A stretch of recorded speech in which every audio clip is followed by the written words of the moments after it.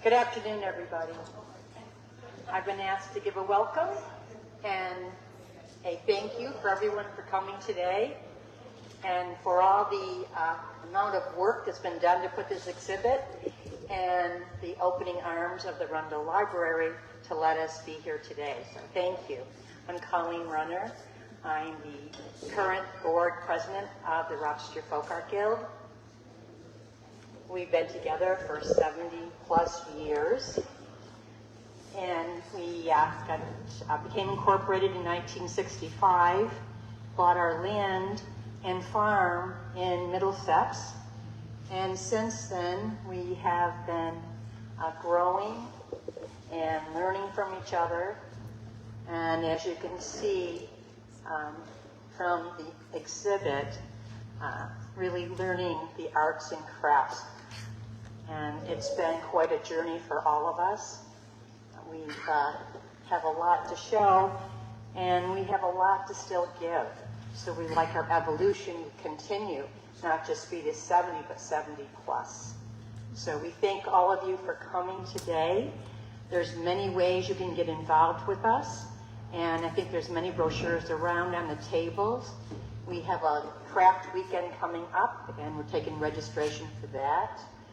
We have a beautiful website that shows what's happening and ways to get a hold of us. So many ways, and we also love to have monetary donations as well. So you can get involved any way you like. So thank you for coming, and I'm going to introduce our first master craftsman, David Barnett.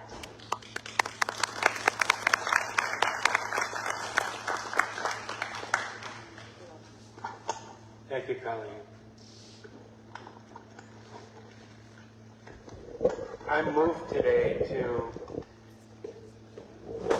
revisit the scene here and see how, in particular, the timeline is a recapitulation of where we started and how we grew and where we are today, and maybe a little bit of guesses about the future. And what moves me is that the principles and the questioning that were at the outset, when a small group of people in Rochester asked for help from the New York Brigitte Foundation, and Louise March responded. And she began to work with this small group of men and women here in town for 10 years. And the principles that guided them are honest work with attention, mutual respect for each other, honest work with natural materials, and another one I can't remember. But the point is that all of these values are still maintained today. Of course, things have changed. The Guild has evolved, it's flourished, and there have been a lot of different people coming through and different chapters, you'd say. But these values are still with us today. And that is moving to me, that we can look back over 70 years and see the continuity and the change, and welcoming the possibility of what the future will bring, as Colleen was saying. I need to thank the library, and I certainly want to thank the committee of people who have worked together on mounting this, which has been a real interesting project for us, and for me in particular. The timeline, the catalog, working with my wife Beth, with Edgar Brown, who had the sense of how to envision the space and how much work it was really going to be, and how we needed to get going on it in a timely way. And Bridget, who's here, and Carolyn Rankin, and Gabriel Safer, Bill Glassner, who's a great editor, and the whole team has come together to mount this, and you can see the fruits of it. And it's great to be able to share it with everybody.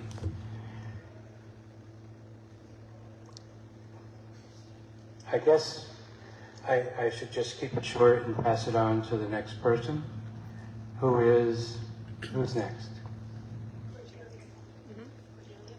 Cordelia. Cordelia is a younger member, but it's deceptive because she came to the farm when she was 7, and she lived on the other side of the house that we live in, and she's had a long time with the guild, coming and going, but now raising her young family who are here. And so I'm going to hand it over to you.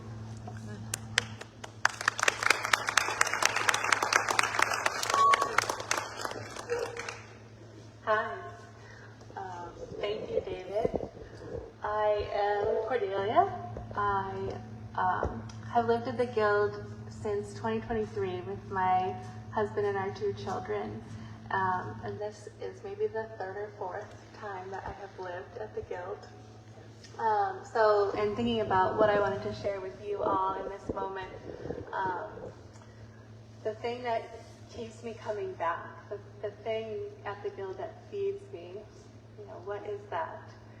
And I think there's a couple different threads. I think there's this idea of the Guild community as an experiment, an evolving container for exploration, and that speaks to me on an inner level where we're together with a group of people who have this questioning or search, looking for meaning, but then also on a practical level, where there are so many different skills and crafts and things happening that, it's just endless. And I am the type of person who wants to learn how to make everything, which I cannot do.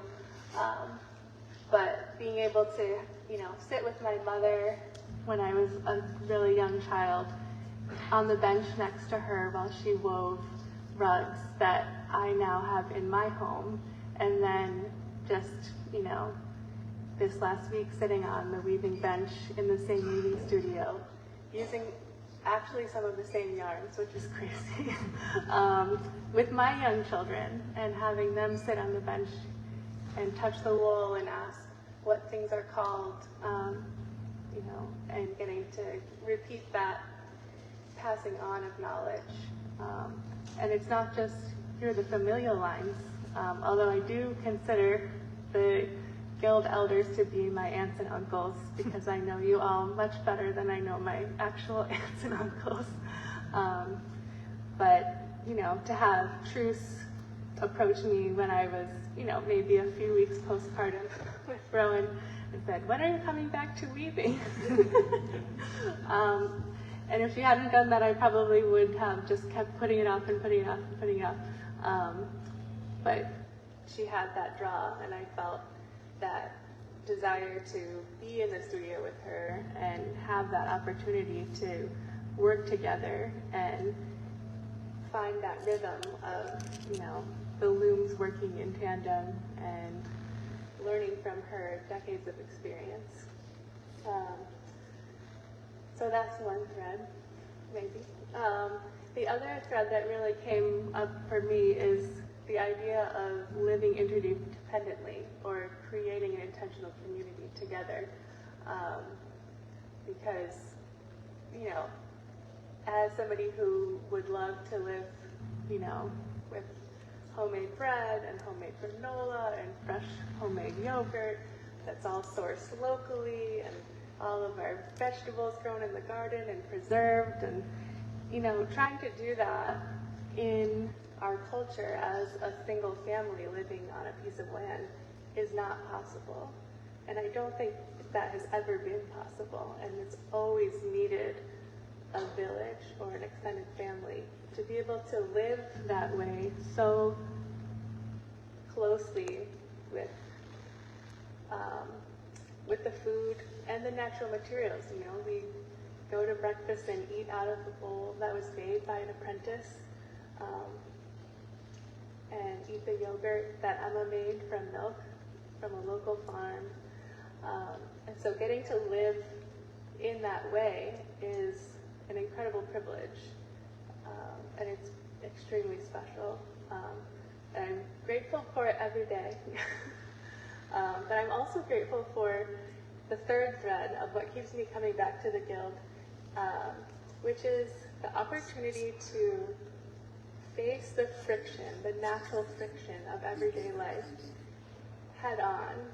And in my times when I've lived, not at the Guild, with a home and a work and friends that are all kind of compartmentalized, when there's friction in one area, you can kind of seek out another area and not necessarily be faced with it.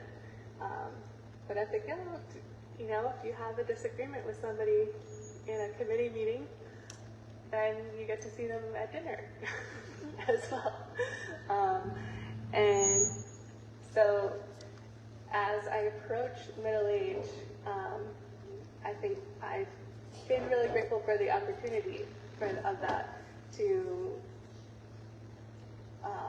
instead of avoiding the friction, avoiding thinking about it, or alternatively staying steadfastly in my position and holding on to what I believe, take a moment, or sometimes, in my case, a year, to look at different perspectives and see where other people are coming from and why they may disagree with me. And I would say 100% of the time so far, my mind has been expanded, and I have learned that, I can trust my intuition, but I don't need to hold so tightly to what I think. So I think that's it for me. But yes, I'm happy to speak with anyone who's here, and hopefully see you all at various events. Who's next? And next we will have Laura. Laura is absolutely my auntie, 100%. From babysitting your child to officiating our wedding, which was at the Guild. I love hearing your stories about the early days of the Guild, and I look forward to hearing whatever you have to share right now. Thanks, Cordelia. So, I'm Laura Glasner, and I guess my whole adult life has been connected to the Folk Art Guild. And I guess the word connection is something that is predominant when I think of my relationship to the Guild. I was out of college a year, but had become part of a very close group of friends, of young people who shared a lot of very deep values. It was during and just after the Vietnam War. We had been involved in the anti-war movement, in the civil rights movement, and the women's movement, and also had a wish to learn how to live communally. And we had actually begun experimenting with this, but something else was needed, or maybe we learned that something else is possible. And this was in Buffalo, and two people from the Folk Art Guild traveled to Buffalo every week for a number of months and offered a reading group about the ideas of Gurdjieff. And eventually it became possible to visit the Guild and then actually make the leap to ask whether we could live there. So this was at a time when I think there was a great transition going on in the culture. There was a lot of unrest. There was a lot of reaction to injustice, to all kinds of things maybe similar to what's going on today. So the Guild, which at that time had been a residential community for about 5 years, sorry, really offered an opportunity to see what it's like to actually give yourself to something that is larger than yourself. But at the same time, drawing deep into what's most important to you and your own possibilities, whether it be in creativity, in your interest in practical work, in the draw to the land. I mean, I was a city girl. I grew up in the Bronx and Queens, and so imagine the opportunity to live, gardening, working in a vineyard with other people,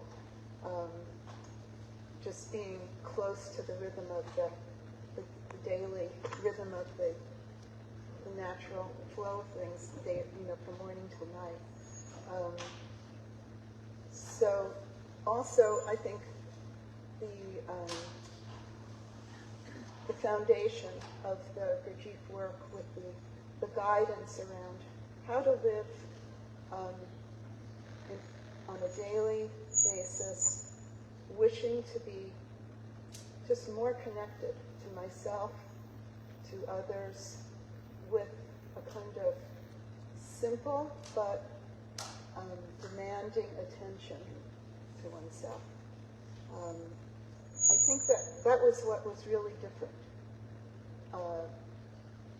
So that this kind of paring down of the tendency to just be distracted, to be going here and there, 1 minute to the next, having the opportunity to focus both inwardly, but also with sensitivity to the person next to me, with how I interact, how I move, how I put a plate down when I'm serving. It just opened up a whole realm of experience that had not really been accessible before. And so, the years go by, people's lives evolve. I met the love of my life there, to whom I'm still married. And then we made the decision to still be connected to the Guild, but not as resident members anymore. So I've had the experience of both living there as a young person, and then being a non-resident member for many decades, and finding ways to be connected still in an essential way.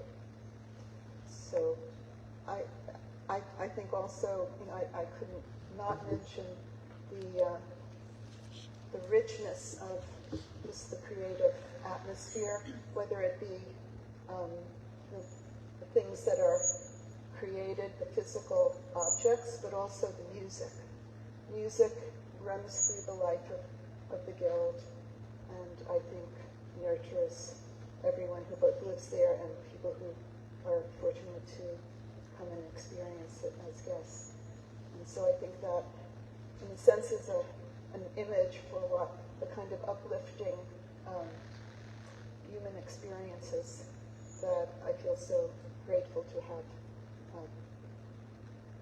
received over these many years. So thank you.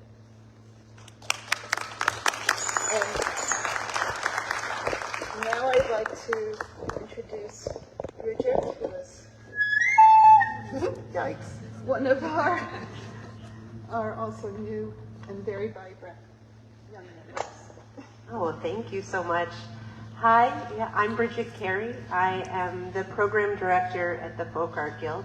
I first came up about 4 years ago, actually on a retreat myself. Now I oversee our retreat center.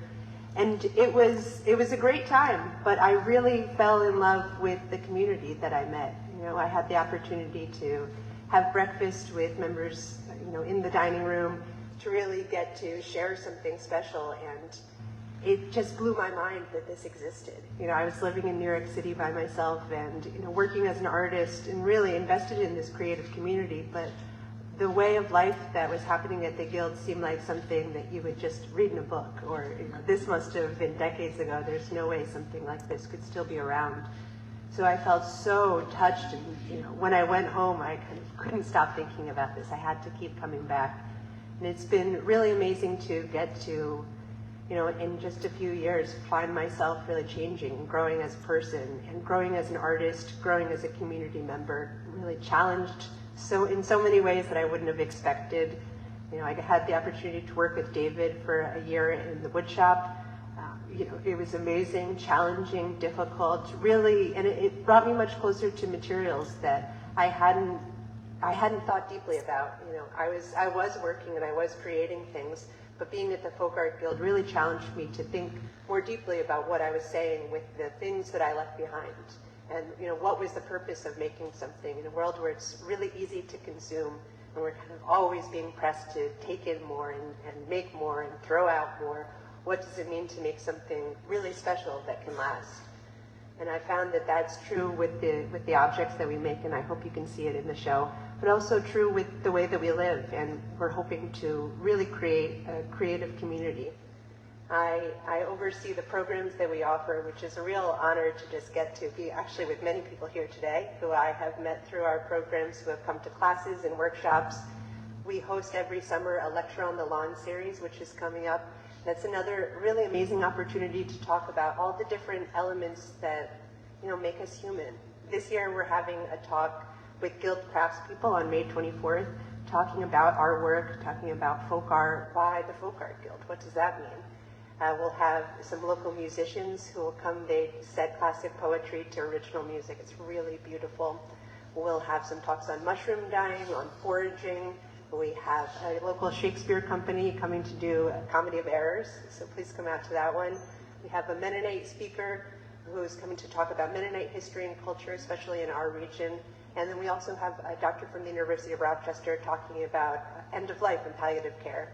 So we hope that you can come out to some of those programs. And even just the breadth of that really shows me constantly that this is more than these objects that we make, or working in a studio, or producing art. This is life. And what we're doing here is trying our best to live, and trying to find out what it means to live, you know, a real life, to be a human. What does it mean to live with one another, to be challenged by all of these things? If you'd like another taste of coming to the Folk Art Guild, out on most of your tables are posters for our craft weekend, which is such a special event. It's August 6th to 9th. You sign up for a workshop, we get to stay together, eat all of our meals, you get to enjoy the farm, and really one of the most beautiful times of year in August. And it's a really incredible opportunity. You know, suddenly we grow. Where, you know, sometimes there's about 18 of us who live there, and it can feel like a small, tight-knit community. And this expansion every summer as new people come in, and we can absorb all of this, and it's tremendous energy that comes into us, and that we can take it forward into our work. So thank you all for being part of it, for feeding into that. We hope we can see you out through the summer. You can see all of our events on our website. We have a full event calendar. We also have a monthly newsletter. We won't send you too many emails. We'd love to have you there, and you can hear a little bit more about daily life and what's going on at the Folk Art Guild. Yeah, well, thank you so much. I am getting ready to introduce, I believe, Annie. Yeah, our master potter. Thank you. Hello, I know quite a few of you who are here. So you might know that I came to the farm back in 1972. I was looking for an apprenticeship in pottery, and I found it. A lot of hard work, a lot of work with repetition, a lot of work with throwing 100 bowls a day, 50 bowls a day, handles, all that. And it was exactly what I needed at that time in my life, which was a discipline. And I didn't know anything about the Gurdjieff work when I came. I just knew that I needed to learn to work. And what was so amazing was to find myself in the context of this beautiful community with our teacher, Mrs. March, who inspired us all to our highest creative potential, and also could devastate us at the same time, because she really wanted to demand the best from everyone. So I wanted to speak a little bit about the process of making a pot, which I find is a very helpful analogy to the inner work which we're all trying. And when I throw on the wheel, there's this process called centering. Many of you have tried it. And in that process, if you don't allow the clay to come in center, it's always wobbling, and you'll never be able to open it correctly, and you'll never be able to make the pot. And that's very much like we have a morning quiet time. Something's happening here. Closer, okay. So we have a morning quiet time where there's this need to come closer to this silence that can be inside, and this is what's helped by the centering of the clay, where I'm actually pushing material into the center, and then I'm opening it out from the center, and then I'm rising how much clay rises, and when do I finish the final rim by touching it with my exhale.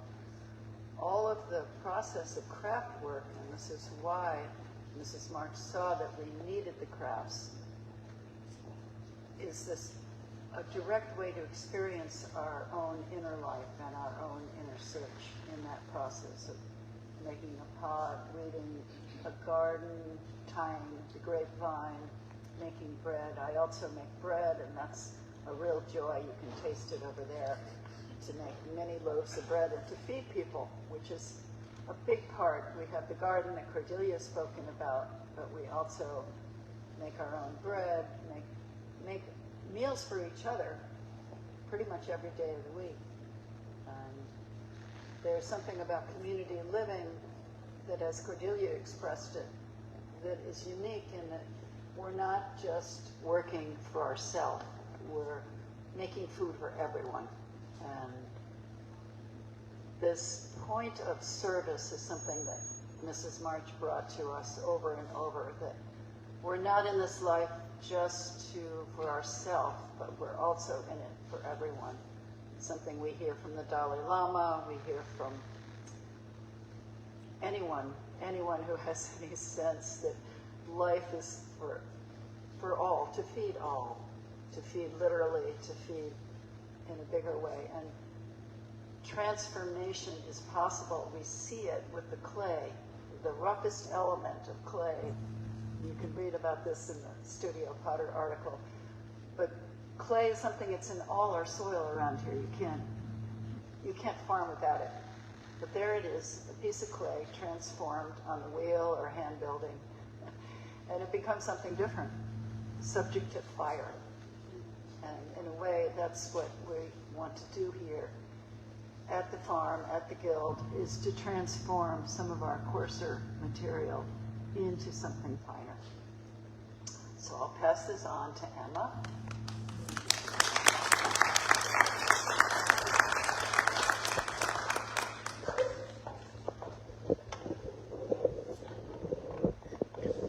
Hello, can everyone hear me? Mm-hmm. Good afternoon, my name is Emma Silverstein, and I too work in the pottery at the Rochester Folk Art Guild. I studied ceramics rather academically for many years before I got to the Guild, working there at Syracuse University and also at Ohio University. I'll talk a little bit now about my own studio practice and the materials I work with, and also highlight a couple of pieces in the show and be able to talk about them specifically too.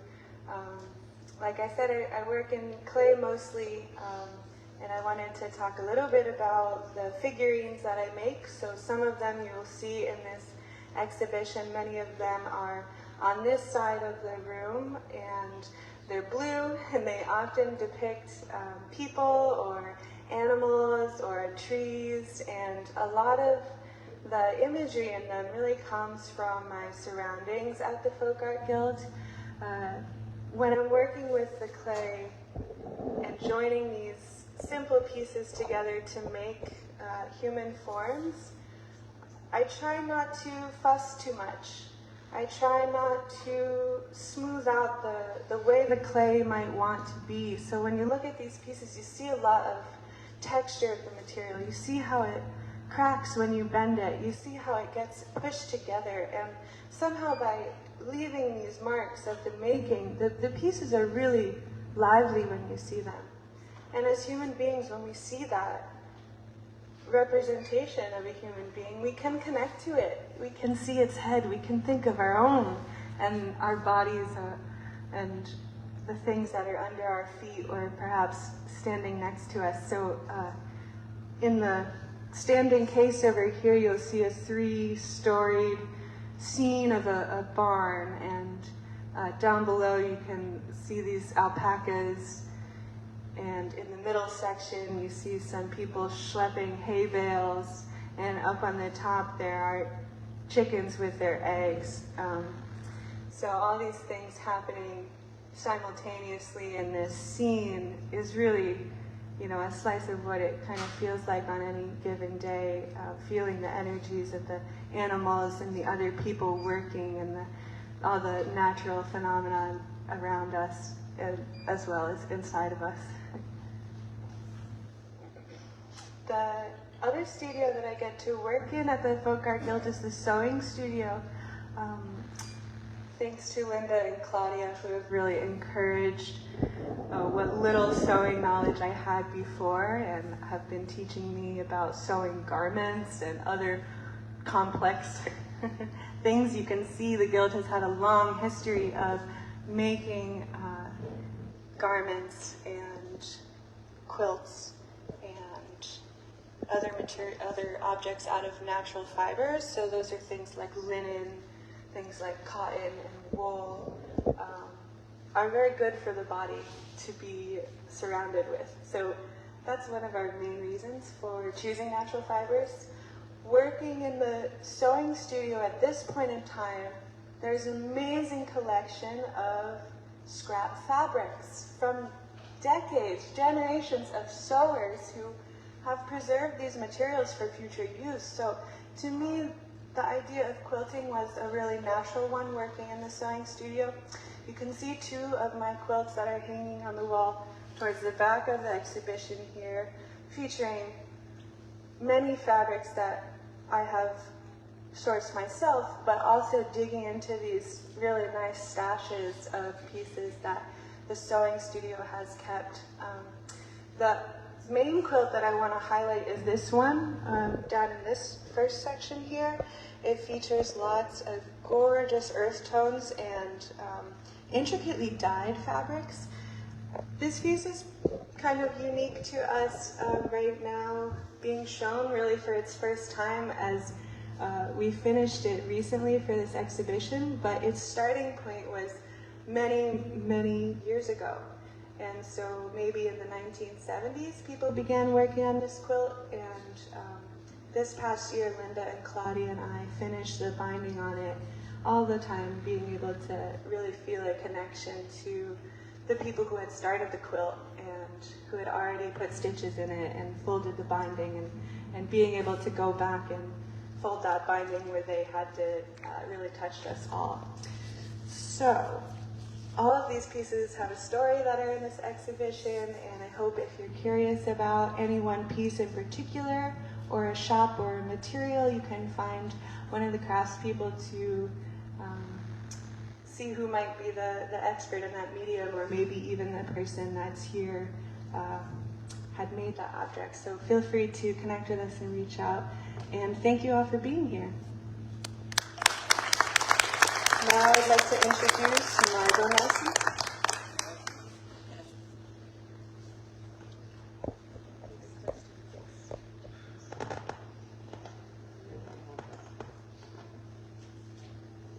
Hi, I'm Margot. I just want to go back to the 70s, when a lot of us poor souls came to the farm, and actually very dissatisfied with life. Honestly, I don't know if that's basically pretty true. We wanted something more than we were given from our ordinary education.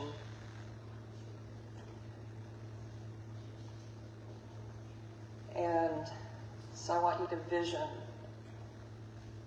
this beautiful country, not country, but yes, country out in nowhere at that point, with many workshops and people being taught how to work and giving a lot of space for air.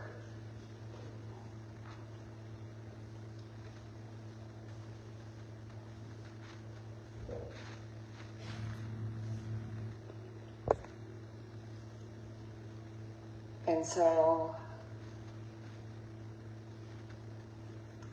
there are many workshops. And the workshop that became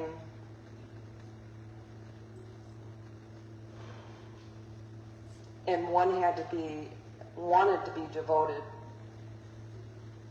in something or wanted to stay, they could choose more of where they wanted to be, what they wanted to learn.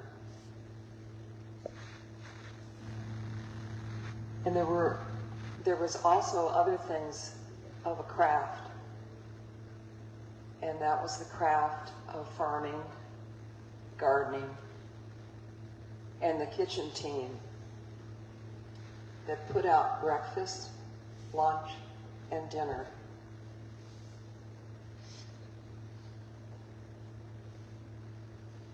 And so I want you to imagine, this was for about 40 people living there at the time.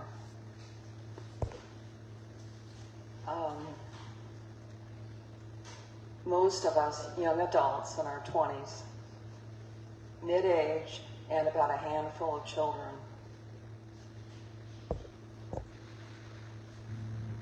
And Mrs. March, who had come to this, I don't know how she came to it, but this aim of working with these young adults that didn't really know much of anything about attention or values. In fact, I remember her saying, "I just don't trust you." I thought, oh, that's a good one to hear. It's probably true. But it wasn't exactly true, because when you're around people, you're going to pick up these good, as the support team of working together.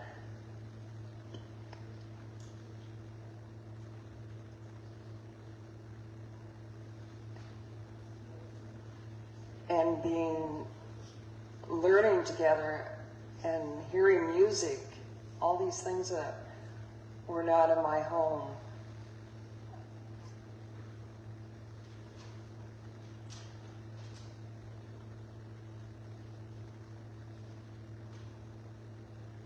So the 40 people were there, mostly young. And then there were 40 others around the surrounding and homes and cities and far away members that would come in the summer, musicians.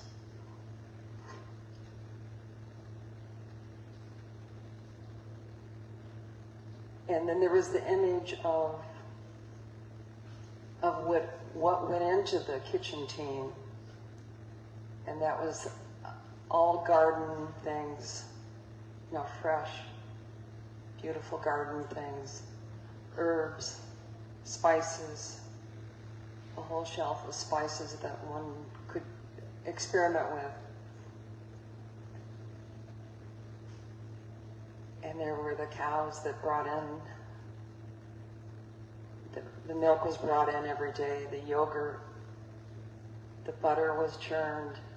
I mean, we were really way back to the old days in many ways. The eggs were brought in, the beef, the sheep. The weaving was sheared, or the sheep were sheared.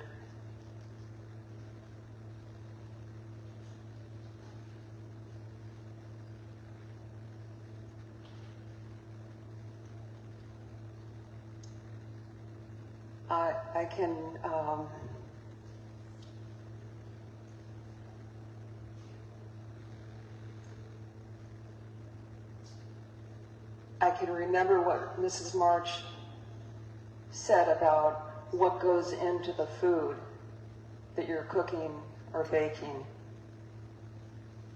and what impression that made on me, and what we're carrying would be maybe our anger, maybe our pride, what we're doing.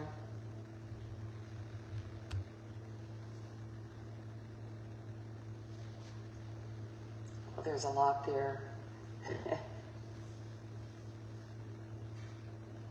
But there's also the other side, the impression of what you can put into the food that can be received from another.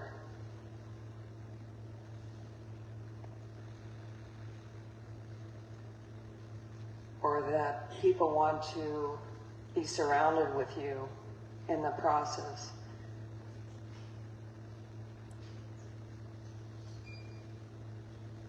And be a part of it.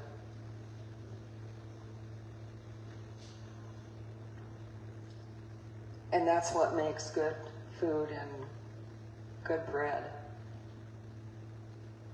and a good place for others to endure each other and come to this love that is brought from the work.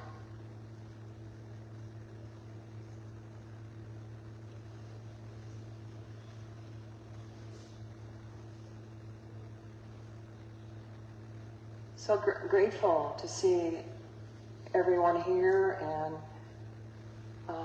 if there's anybody else that needs to come forward.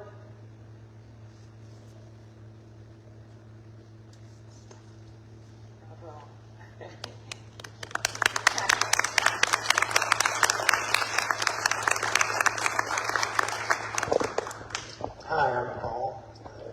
Many of you know me, some don't, but I've been at the Guild a good long time, from that generation that Margot was speaking about. And really many of these threads that the different people have mentioned kind of form this amazing tapestry that you can be touched by being in this space and walking around.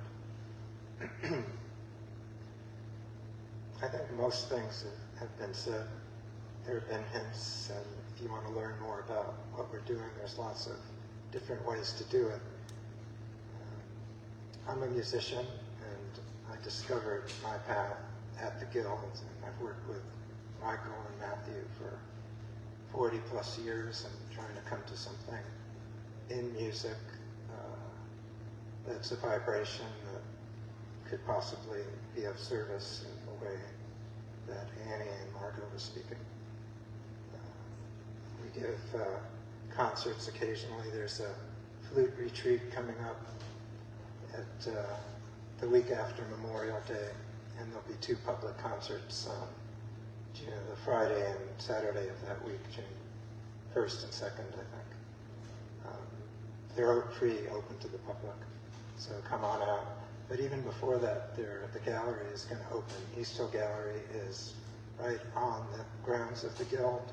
It makes a great visit on an afternoon to come out and see the crafts that are all exhibited there in an amazing way, and to kind of look around at what's there and meet the people right on place. And that's the Mother's Day weekend that opens up.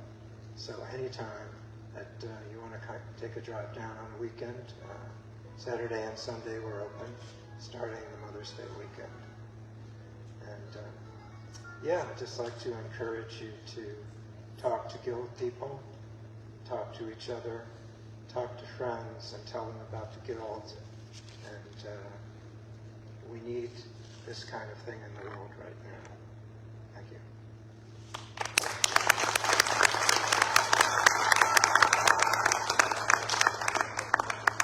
Can you say something about the book you signed?